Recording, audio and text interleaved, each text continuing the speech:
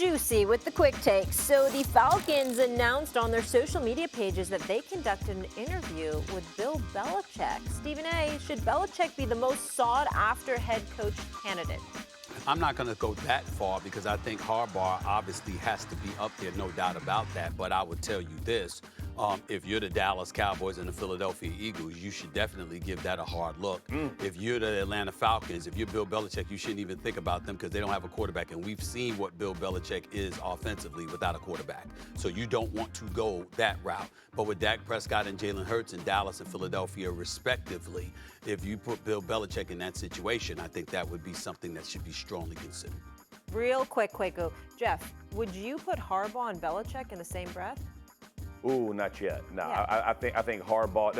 I think the one thing about Harbaugh though that is different, and I think Stephen A. makes a good point, is longevity. If you're looking at this thing for 5, 8 years, whatever it is, the longevity of Harbaugh, I think Belichick 3 years maybe, and he's trying to develop somebody to come in. I think he wants to hit that record. That would be my issue of putting the two in the same comparison. Jay, you want in on this? Well, you look at Dallas's defense. You give Coach Belichick that defense with that level of talent. But I just don't know if Jerry is willing to share any oxygen in the room with a Coach Belichick. Yeah. What about I think, Philly? me personally, I view it differently than Shannon, Jeff, and Molly because Jerry Jones loves to talk and Bill Belichick hates to talk. I think it's just that simple. Bill Belichick be like, I coach the football team. Go ahead and talk all you want to. As long as you don't interfere with me and these players, I'm good. But he going to interfere with him and the players. Yeah. That's the problem. I'm telling you right now, if I'm Arthur Blank, that dude ain't getting out of my building. Or what about Philly? Or what about even Buffalo? The Bills ran their way into the divisional playoffs, defeating the Steelers 31-17 as Josh Allen accounted for all 4 of the Bills' touchdowns in the win. Buffalo racked up their most rushing yards in a playoff game since the 1995 season. We're throwing it way back. Josh, you're moving on. Well, I mean, I think we're playing at a comfortable level because of the uncomfortable situations that we've been in this last 6-7 weeks. It's almost a sense of our breath of fresh air, knowing that everybody's in the same position that we have been. Win or go home, and to be in that situation, like I said, the dividends that it's going to pay off. I think you kind of saw that tonight. We were cool, calm, and collected, and nobody blinked, and we just kind of went out there and did our job, and we're going to need to continue to do that. All right, so here's the deal, folks. Josh Allen now has 3 career playoff games with 4 touchdowns, 0 turnovers, tied with the man he'll battle next Sunday, Patrick Mahomes, and the Hall of Famer Joe Montana for the most in postseason history. All right, Shannon, you're up first. What did Allen and the Bills prove in this win? Well, for me, they didn't tell us a whole lot because of what we already knew. When Josh Allen and the Buffalo Bills protect the football, they can go on the road or they can play at home and beat any team.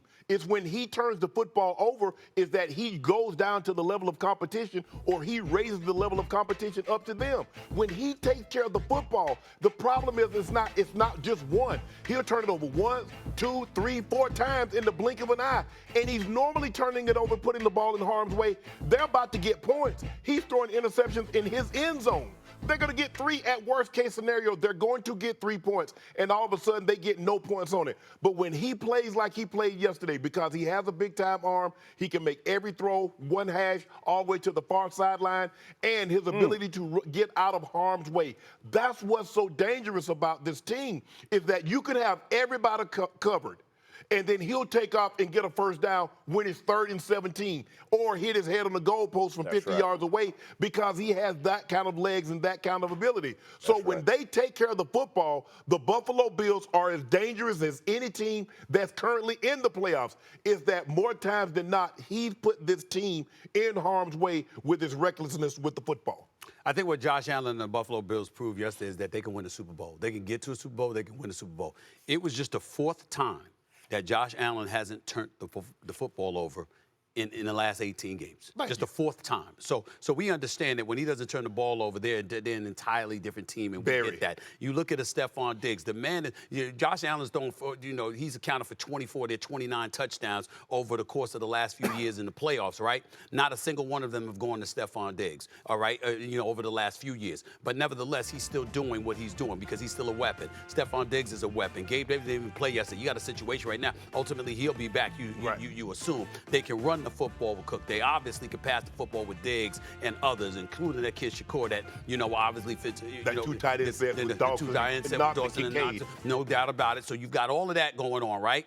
And you know that they've improved defensively. So you take all of those things into consideration. Now here's what you want. The city of Buffalo, Bills Mafia, and everybody else in between have been clamoring for the Kansas City Chiefs to have to come to Buffalo. Yes. You sit up there. So that's your nemesis right there, Patrick Mahomes and the Kansas City Chiefs.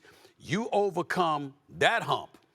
Can Josh Allen and the Buffalo Bills go on the road for an AFC championship game and win against somebody not named Patrick Mahomes? I think we all believe it's possible. Yes. And so in that regard, I think the answer to this question is the Bills proved they could go out there and potentially win a Super Bowl. I'll say this. I agree with you, Stephen.